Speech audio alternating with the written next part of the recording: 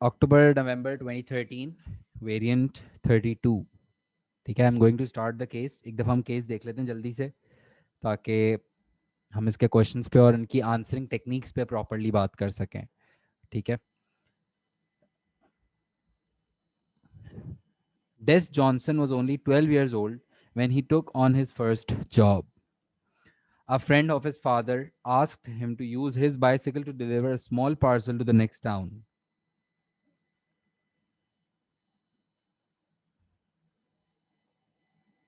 ठीक है.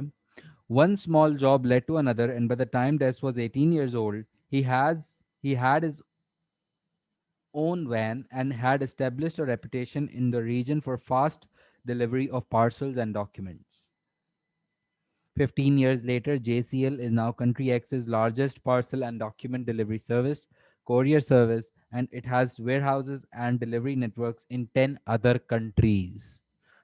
बहुत ही कोई नेक्स्ट लेवल ग्रोथ हुई है, और कंट्री का सबसे बड़ा कोरियर सर्विस ये बन चुका है। प्रॉबली टीसीएस या एमएनपी टाइप कोई बिजनेस है, लेपर्ड्स टाइप, जिसमें कोरियर सर्विसेज ऑफर करते हैं। Business growth limited by finance problems. During this rapid expansion, JCL's fixed capital and working capital requirements increased substantially. Long term finance was sourced from a venture capital business, which asked for a 25% equity stake in JCL in return. Shorter term finance remains a problem for JCL. Its reliance on an expensive overdraft gives the business flexibility but at a high rate of interest. ठीक है, ये लोग bank overdraft पे बहुत ज़्यादा depend करते हैं। ठीक है, और वेंचर कैपिटल आ चुका है।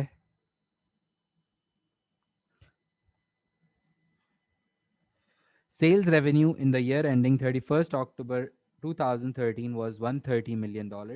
Inventories are mainly in two forms.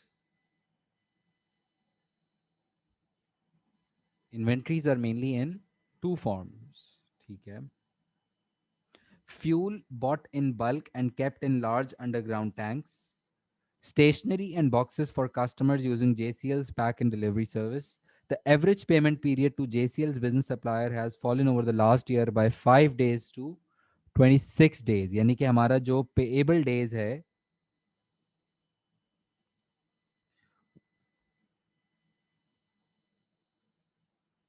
26 days पे कम हो गया है। पहले ये था 31 डेज। पेएबल डेज का मतलब होता है कि हम अपने सप्लायर्स को 31 डेज में पेमेंट करते थे पहले, लेकिन अब जो है वो 26 डेज में हम लोग पेमेंट अपने सप्लायर्स को कर देते हैं। Is it a good change और बैड चेंज? पहले हम अपने सप्लायर्स को 31 डेज में पेमेंट करते थे, और अब हम अपने सप्लायर्स को 26 डेज में पेमेंट कर देते हैं। Is it a good change और अ बैड चेंज फाइनेंशियली? It is a bad change, क्योंकि आप जितना जल्दी अपने सप्लायर्स को पे करते हो, उतना आपकी खुद की फाइनेंशियल पोजीशन जो है वो थोड़ी वीक हो जाती है, क्योंकि कैश आउटफ्लो आपका जल्दी होता है। 31 डेज में पे करते तो वो 5 दिन आपके पास कैश होल्ड रहता, तो आपकी अपनी कैश फ्लो पोजीशन बेहतर रहती है। जितना आप डिले पेमेंट करते हो, उतना जनरली फाइनेंशियली अच्छा होता है। ठीक है, कंपनी की पॉलिसी हो सकती है बिल्कुल जल्दी पे करना, लेकिन हर बिजनेस प्रैक्टिकली यही चाहता है कि हम जितना डिले पेमेंट करेंगे उतना अच्छी बात है। ठीक है, फाइनेंशियली ऑब्वियसली। और इनकी दो तरह की इन्वेंट्रीज हैं, फ्यूल और ये जो बॉक्सेस वगैरह पैक करने के लिए होते हैं। ठीक है। Competitive rivalry in the parcel delivery. Competitive rivalry, ये वर्ड आपने कहाँ सुना है? कंपैटिटिव राइवलरी, ये वर्ड आपने कौन से मॉडल में पढ़ा है? पोर्टर्स 5 फोर्सेस, है ना? और कंपैटिटिव राइवलरी का बेसिक मतलब ये होता है कि जिस इंडस्ट्री में हम लोग काम कर रहे हैं, उस इंडस्ट्री में कितना सिवियर कंपटीशन है बायर्स की पावर क्या है, सप्लायर्स की पावर क्या है, और न्यू एंट्रेंट्स कितनी आसानी से आपकी इंडस्ट्री में आ सकते हैं, और सब्स्टिट्यूट हो जाने का थ्रेट कितना ज़्यादा है ना। तो बेसिकली पोर्टर्स फाइव फोर्सेस के अंदर ये कंपेटिटिव राइवलरी के ऊपर बात होती है। देखते हैं। The profitability of some courier companies has fallen in recent years. D is aware of the changes occurring in this industry. He has always stressed the reliability of JCL's deliveries and the customer service it offers as being differentiating factors.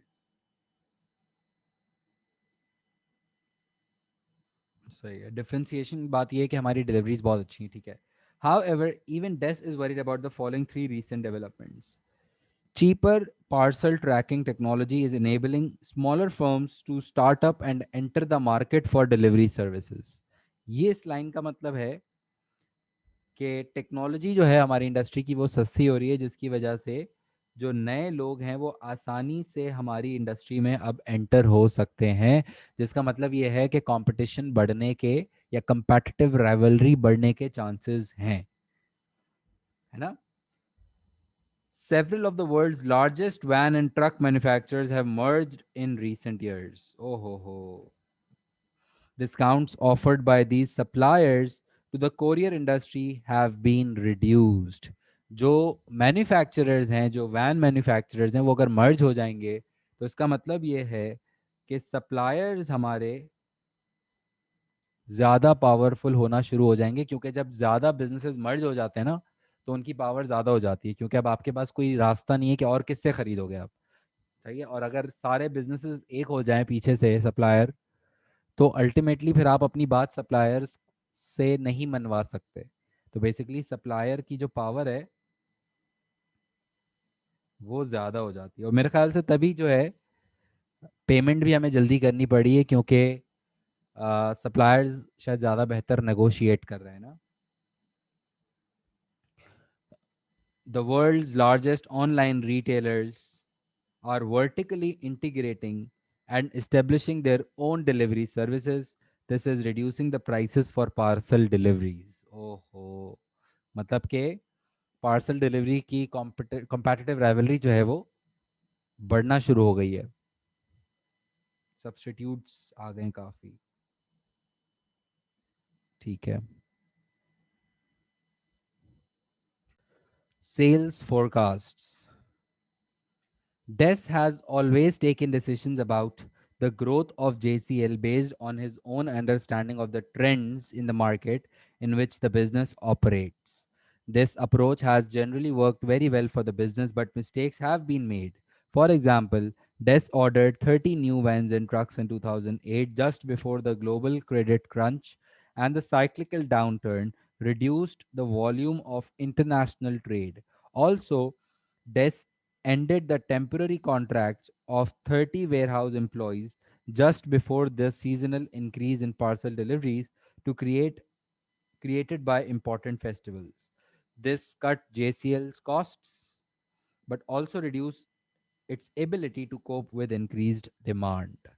ये क्या कहना चाह रहा है? ये basically बताना चाह रहा है कि सेल्स फोरकास्ट जब ये लोग करते हैं ना, तो इससे JCL को काफ़ी फ़ायदे भी होते हैं, क्योंकि उस हिसाब से वो लोग वैन्स वगैरह जब ऑर्डर करनी होती है कर देते हैं। एम्प्लॉयज़ के कॉन्ट्रैक्ट्स में कुछ चेंज लाना हो ले आते हैं। लेकिन एक बात ये देखो, इसने कहा ये जो कि दुनिया भर में कोई बड़ा क्रेडिट क्रंच या साइक्लिकल डाउनटर्न आया था, जैसे रिसेशन आ जाता है, या क्योंकि हमने पढ़ा है सेल्स फोरकास्टिंग की जो टेक्निक होती है, वो कौन सी टेक्निक पढ़ी है हमने मेनली? जो एक बड़ी टेक्निक है, जो हम ग्राफ वगैरह जिसका ड्रॉ करते हैं, उस टेक्निक का क्या नाम है?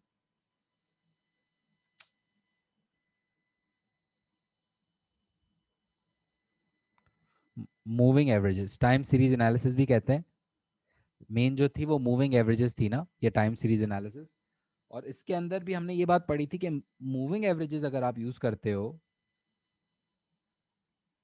तो वो बहुत अच्छे से ट्रेंड स्टडी करता है। वो पास्ट डेटा पे सेल्स को फोरकास्ट करने की कोशिश करता है, और लाइन सेल्स को एक्स्ट्रापोलेट करके जो है वो सेल्स फोरकास्ट करने की कोशिश करता है, लेकिन ये बात याद रहे कि वो साइक्लिकल चेंजेस जिसमें इकोनॉमिक्स के अंदर चेंजेस होते हैं, रिसेशन, ग्रोथ, इसका कोई कंसिडरेशन नहीं होता है इस टेक्निक के अंदर, जो कि यही समझाने की कोशिश कर रहा है कि साइक्लिकल डाउनटर्न की वजह से ये प्लान किया था लेकिन गलत हो गया था, है ना। A new market research executive Joe has recently joined JCL. Her information management abilities have been put to good use by the marketing department. She has produced the data in Appendix 2 and the graph in Appendix 3. She suggested to this, I have drawn the extrapolated trend line. Thus, this moving average method of sales forecasting could help JCL avoid all future problems with operating capacity, जिसका मतलब है unit 4, and staffing levels, जिसका मतलब है unit 2। तो basically जो है वो बंदी कह रही है कि अगर आप ये टेक्निक इस्तेमाल करोगे तो आपकी कैपेसिटी के अंदर भी और स्टाफिंग के अंदर भी काफ़ी हेल्प हो जाएगी। और ये तो कह रही है कि could help to avoid all future problems. Is she right or wrong? और partially right, partially wrong, आप क्या समझते हो? ये जो का जो स्टेटमेंट है कि अगर आप ये सेल्स फोरकास्टिंग टेक्निक यूज़ करोगे तो फ्यूचर की सारी capacity problems and staffing level जो हैं वो सॉल्व हो जाएंगे। She is partially right. Yes, मैं कहूँगा कि यार काफ़ी सारे प्रॉब्लम्स आपके सॉल्व हो सकते हैं, लेकिन लेकिन इसमें अ, सारे प्रॉब्लम्स तो सॉल्व नहीं हो जाते यार, ज़ाहिर है उसमें काफ़ी चेंजेस भी आ सकते हैं, फोरकास्टिंग होती है, उसमें गलतियाँ भी हो सकती हैं, लेकिन अनफोर्सीन इवेंट्स भी हो सकते हैं। But she is saying that she assures that all the future problems will be resolved अगर आप सेल्स फोरकास्टिंग की टेक्निक्स यूज करते हो तो हम इससे अग्री भी कर सकते हैं और डिसअग्री भी कर सकते हैं, क्योंकि ऑपरेटिंग कैपेसिटी के अंदर भी बहुत सारी चीज़ें आपने पढ़ी हैं, लीन प्रोडक्शन और पता नहीं वो सारा मसला तो सॉल्व नहीं करेगा ना, जाहिर है। सही है। Industrial disputes in country X. Industrial disputes का मतलब होता है disagreements between the management and workforce, है ना। JCL Human Resource Director Owen supports the process of collective bargaining with trade union representatives about pay and working conditions. 365 of JCL's 500 drivers and warehouse employees are trade union members. 6 different trade unions have members within JCL. ओहो, 6 unions के member हैं जो हमारे 350 ना, 365 employees जो हैं वो different 6 different unions के members हैं। The latest negotiations between JCL and union representation in country X have broken up without agreement. Owen wants the union to agree to a productivity deal. कोई productivity deal है, अच्छा भाई। This will involve drivers doing some warehouse work such as preparing batches of parcels for next day delivery. After they have finished making deliveries, Owen claims that this increased productivity would allow JCL to increase wages by 3% this year. The union representatives are demanding an increase of 6%, the same as annual inflation, but with no productivity gains. We should not be asking drivers to do the work of warehouse workers as they are in different unions. Even with a 6% wage increase, our workers in country X will still be earning less than JCL's workers. क्या मतलब? Even with 6% wage increase, our workers in country X will still be earning less than JCL workers in country Y, said one union official. You cannot compare the two countries, reported Owen. Country Y has a higher GDP per head and lower unemployment than country X. ओहो, ये कह रहा है oven, क्या कह रहा है oven, oven boy जो है वो ये कह रहा है कि हम चाह रहे हैं कि जो हमारे ड्राइवर हैं वो थोड़ा सा बैच वैच बनाने का भी काम कर देते हैं अगर, तो हम उनको 3% इंक्रीज दे देंगे। लेकिन जो यूनियन के मेंबर्स हैं वो कह रहे हैं कि नहीं भाई, ड्राइवर से आप ड्राइवर का काम कराएं, कोई पैकिंग शैकिंग का काम ना करवाएं, और फिर भी आप 6% का इंक्रीज दें जो कि बिल्कुल इन्फ्लेशन के बराबर है।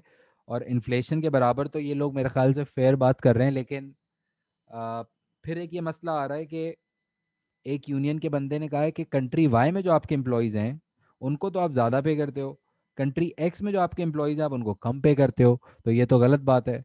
तो ओवन सामने से पढ़ने में ये कह रहा है कि भैया कंट्री वाई को आप कंपेयर ना करें, country Y is something else, आप कंट्री वाई को कैसे कंपेयर कर सकते हैं।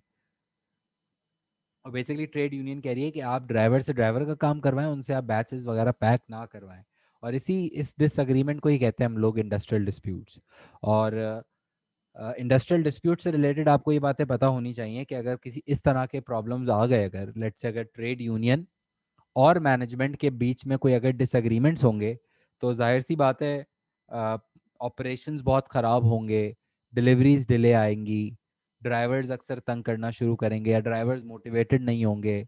और तो हमें अगर इनको सॉल्व करना है तो पहला तो रास्ता था कलेक्टिव बार्गेनिंग। कलेक्टिव बार्गेनिंग का मतलब पता है ना, कि जहाँ पे हम एम्प्लॉयज़ को और ट्रेड यूनियन के रिप्रेजेंटेटिव्स और मैनेजमेंट के लोग मिल के बैठ के बात कर लें। लेट्स सिट एंड टॉक वाला सीन होता है कि आ जाओ बैठ के बात कर लेते हैं यार, ठीक है, उसको कहते हैं कलेक्टिव बार्गेनिंग। दूसरा सोल्यूशन ये होता है कि आप फिर फड्डों पे चले जाते हो, जिसको कहते हैं इंडस्ट्रियल एक्शंस। इंडस्ट्रियल एक्शंस का मतलब होता है जब आप बेसिकली स्ट्राइक्स पे जाते हो, या आप उनका रेपुटेशन लॉस करवाते हो, या अगर आप एज एन एम्प्लॉयर आप उनको निकालने की धमकी देते हो, निकाल देते हो, उनके कॉन्ट्रैक्ट्स चेंज कर देते हो। झगड़ा बेसिकली जब आप उनको प्रेशराइज, एम्प्लॉयज एम्प्लॉयर को प्रेशराइज कर रहे होते हैं और एम्प्लॉयर जो है वो एम्प्लॉयज को प्रेशराइज कर रहे होते हैं, दोनों एक दूसरे को प्रेशर क्रिएट कर रहे होते हैं, उसको कहते हैं इंडस्ट्रियल एक्शंस। और फिर एक चीज होती है आपने शायद पढ़ी हो, जिसको कहते हैं हम लोग आर्बिट्रेशन। आर्बिट्रेशन का मतलब होता है कि जब आप अब किसी थर्ड पार्टी को, जिसमें कोई गवर्नमेंट का बंदा, कोई कंपनी का डायरेक्टर, कोई लॉयर, कोई और प्रोफेशनल बंदा जिसको आप इन्वॉल्व करते हो as a middle man, as a moderator, और वो जो बंदा होता है वो आके दोनों साइड की स्टोरी सुनता है और फिर वो डिसाइड डिसाइड करता है कि क्या जो है वो फैसला होना चाहिए। और जो भी उसका डिसीजन होगा, जो भी मॉडरेटर या आर्बिट्रेटर का डिसीजन होगा, वो दोनों पार्टीज को फिर सुनना पड़ेगा, उसको कहते हैं आर्बिट्रेशन। ठीक है। सो बेसिकली ये तीन स्टेप्स होते हैं किसी भी फड्डे को, किसी भी डिस्प्यूट को रिजॉल्व करने के लिए। और अब ये डिस्प्यूट तो काफ़ी सीरियस है, और इसमें अब काफ़ी सारी पॉसिबिलिटीज़ हैं। एक तो ये कि हम 6% पर अग्री कर जाएं, है ना। दूसरा ये कि 6% प्लस प्रोडक्टिविटी पे अग्री करवाएं बात, या फिर हम 3% और प्रोडक्टिविटी की जो डिमांड है हमारी वही उस पर मेंटेन रहें और फिर स्ट्राइक और ये सब करना शुरू कर दें। तो काफ़ी सारे एरियाज हैं, आर्बिट्रेटर को भी बुला सकते हैं। सॉल्यूशंस काफ़ी सारे हैं। लेट्स सी क्या सवाल आता है इसके ऊपर। Getting clear. अच्छा नेक्स्ट, JCL's operations director, ये क्या है, new single central warehouse. JCL's operations director, Jenny, suggested at a recent board of directors meeting that we need to rationalize our warehouse operations in country X. Having one central warehouse for the whole country makes more sense than the 5 regional warehouses we own at present. These 5 sites could be sold. We could offer most of our existing employees jobs at the central warehouse if they were prepared to relocate. Jenny was asked by other directors to produce some comparative data for the next board meeting to consider. See Appendix 4. No decisions has yet been taken. Appendix 4. ये कह रहे हैं कि 5 different where houses को ख़त्म करके आप एक बड़ा वेयर हाउस क्रिएट कर दें। पूरे मुल्क के लिए एक वेयर हाउस होना चाहिए, 5 अलग वेयर हाउसेज नहीं होने चाहिए। 5 existing warehouses, single central warehouse. Estimated capital value $1 million, $45 million, and यानी कि 5 अगर रखते हो तो 45 की कॉस्ट है, और अगर एक पे आते हो तो $38 million की कॉस्ट है। नंबर ऑफ स्टाफ 23 पर वेयर हाउस, यानी कि अगर इंटू 5 करते हैं तो कितना हो जाएगा ये 130, 65। टोटल हमें 65 एम्प्लॉयज़ चाहिए अगर हम 5 वेयर हाउस रखते हैं ना। नहीं नहीं नहीं, सॉरी, 23 है। 23 पर वेयर हाउस एम्प्लॉई है, तो 5 वेयर हाउस में हमें कितने चाहिए होंगे? 230, 115, 115 एम्प्लॉईज अगर हम 5 वेयर हाउस रखते हैं, और अगर एक रखते हैं बड़ा तो 85। Next, average distance from warehouse of JCL deliveries in country X, 13 kilometres in 28 kilometres. इतना दूर अगर जाके एक वेयर हाउस होगा तो फ्यूल कॉस्ट का क्या होगा, है ना? और ज़ाहिर है पार्सल्स डॉक्यूमेंट्स वगैरह होते हैं तो उसकी सिक्योरिटी वगैरह की कॉस्ट बढ़ जाएगी। Distance from motorway road network, 36 and 12, motorway road network, अच्छा। क्योंकि डिफरेंट सिटी, क्योंकि पूरे मुल्क है ना, तो डिफरेंट सिटीज़ के लिए तो मोटरवे और ये सब कुछ होगा। और distance from capital city where most of JCL's customers are based, 6, 130। अच्छा, जो नियरेस्ट वेयर हाउस है वो 6 किलोमीटर पे है, और जो अगर एक वेयर हाउस करते हैं तो फिर वो 22 किलोमीटर्स पे आ जाएंगी बात। ठीक है। Estimated break even number of deliveries based on annual warehouse over 3 million per warehouse, total 13 million। यहाँ पे हमें 15 million पार्सल्स बेचने पड़ेंगे ब्रेक इवन करने के लिए, अगर हम 5 वेयर हाउस चलाते हैं। अगर हम एक वेयर हाउस पे आ जाते हैं तो हमें 13 million पार्सल्स बेचने पड़ेंगे टू ब्रेक इवन। जिसका मतलब ये है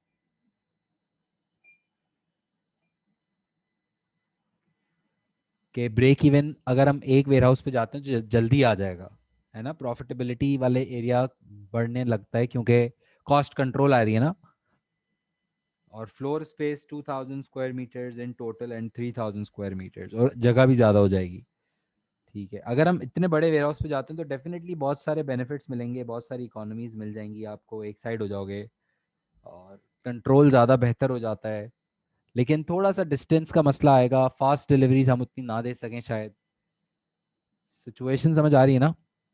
दोनों के अपने एडवांटेजेस डिसएडवांटेजेस सामने आ रहे हैं। अच्छा, नेक्स्ट, स्ट्रैटेजिक ऑप्शंस। केस पढ़ना is very very lengthy process and very painful, I know, but you have to survive, कुछ नहीं कर सकते। Des believes that JCL must adapt to changing market and economic conditions. Des believes that JCL must adapt to changing market and economic conditions by taking strategic decisions to allow the company to develop and become more profitable in the long term. He has narrowed down the options to the following two alternative strategies. दो strategies हैं जो ये लोग कर सकते हैं. Strategy A, taking over ADC Air Couriers, a public limited company. ये क्या है? Take over external growth, internal growth?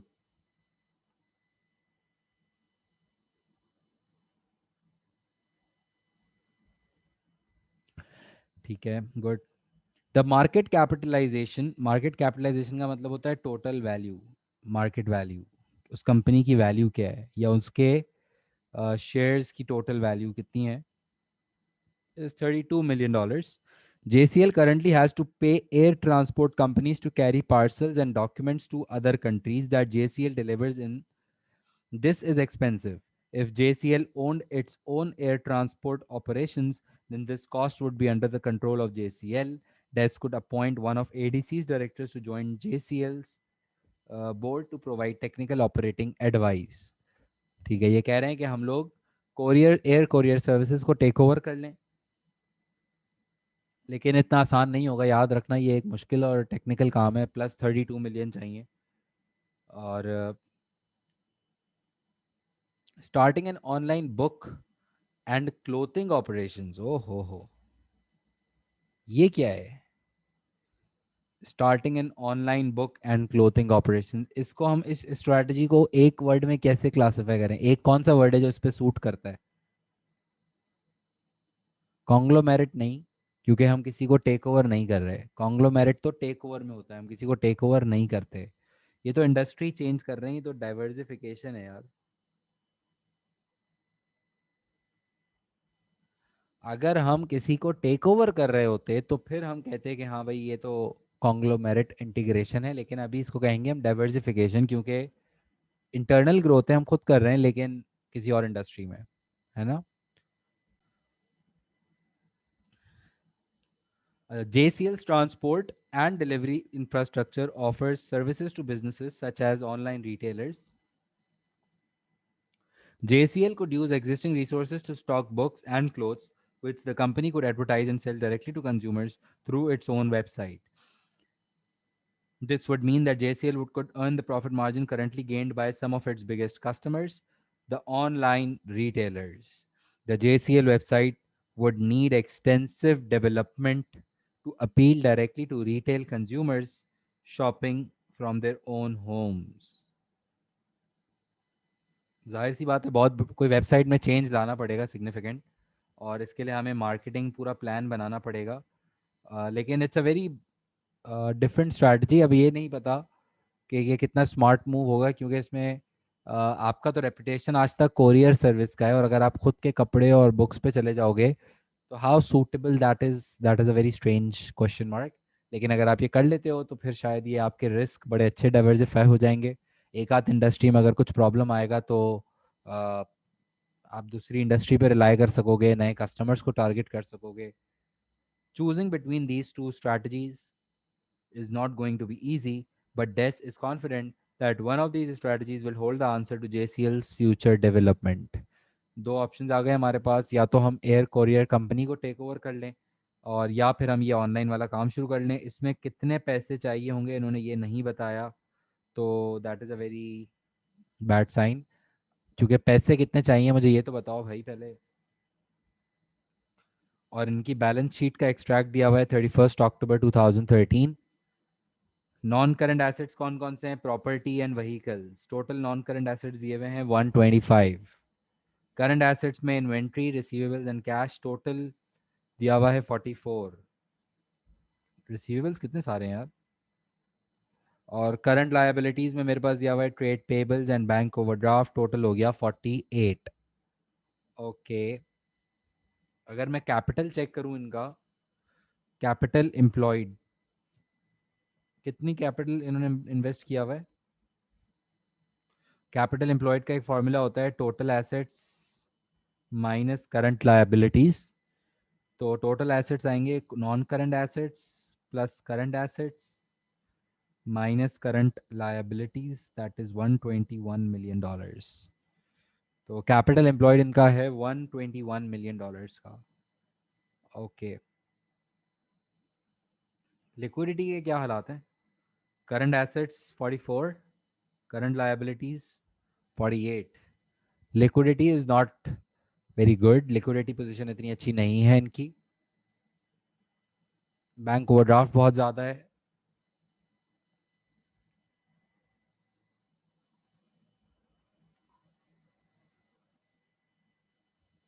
फिर आपको अपेंडिक्स 2 में past JCL sales data analyzed by new market research executive.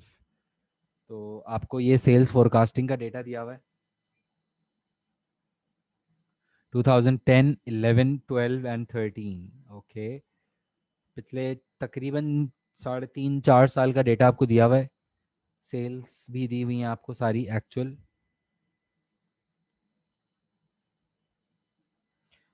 इसको ज़रा आप स्टडी करो और ट्रेंड चेक करो. अब आप लोग ज़रा अपने पार्ट पे स्टडी करने की कोशिश करो, ट्रेंड क्या है, क्या शो कर रहा है ये आपको.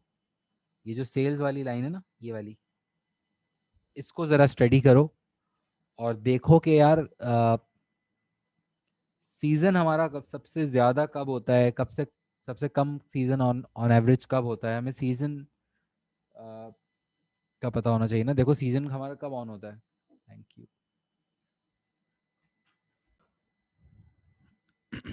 देखो मेरे हिसाब से अगर मैं इनको इनका ट्रेंड स्टडी करूं, 2010 में सबसे हैवी क्वार्टर था हमारा Q3.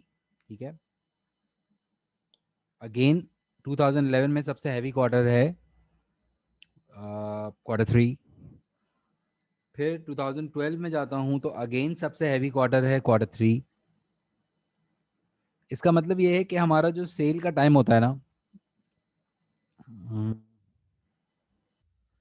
सबसे ज़्यादा जो हमारी सेल होती है वो हमारी Q3 में सेल होती है. Generally over the period of last 3 years।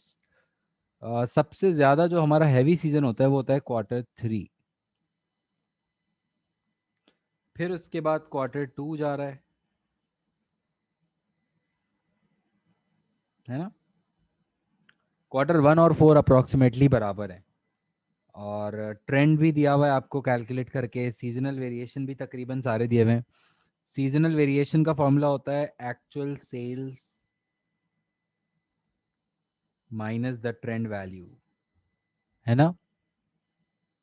Actual sales minus the trend value. क्या हम ये एक्स की वैल्यू निकाल सकते हैं? एक्स की वैल्यू कैसे आएगी? Actual sales 33 minus the trend value, यही होगा ना। यानी कि 33 minus 32.5, actual sales minus the trend value, so that will be plus 0.5, plus 0.5, है ना। प्लस लिखना ज़रूरी नहीं होता, लिख लो, मसला नहीं है। और ये y की वैल्यू कैसे आएगी?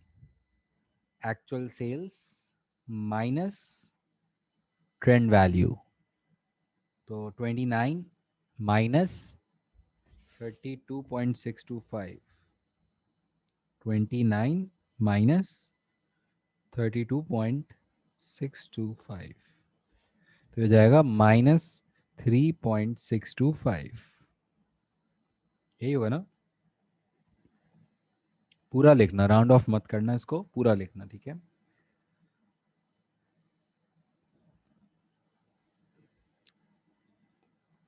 सिर्फ माइनस करना है, कुछ भी नहीं करना है।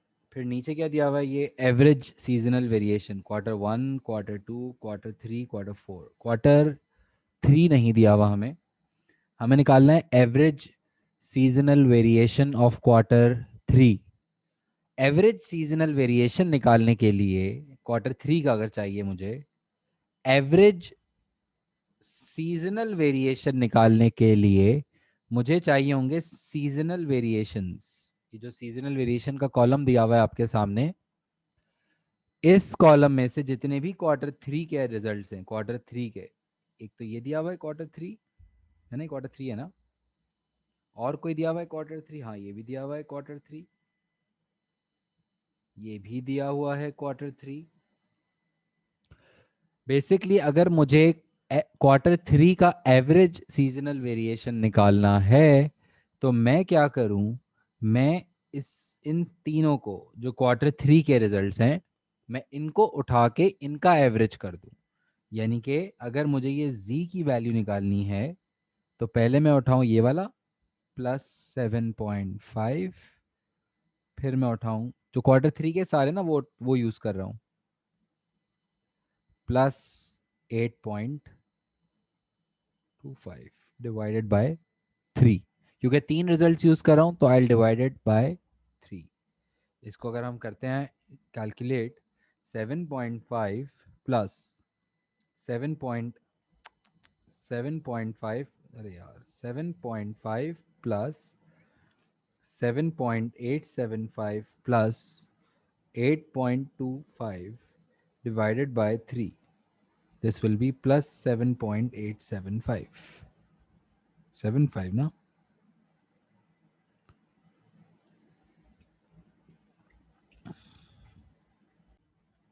इसको हम कहते हैं एवरेज सीजनल वेरिएशन।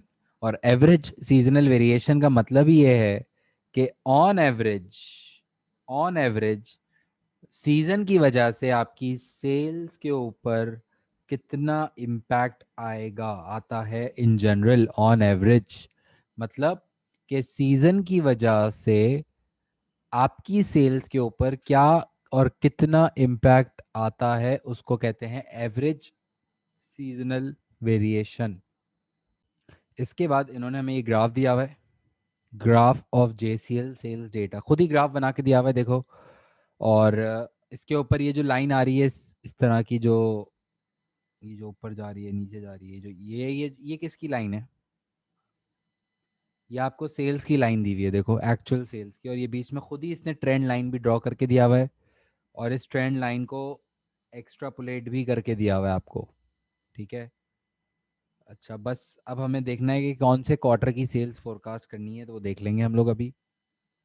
लेकिन ग्राफ आपको रेडी दिया हुआ है, ठीक है, सब कुछ।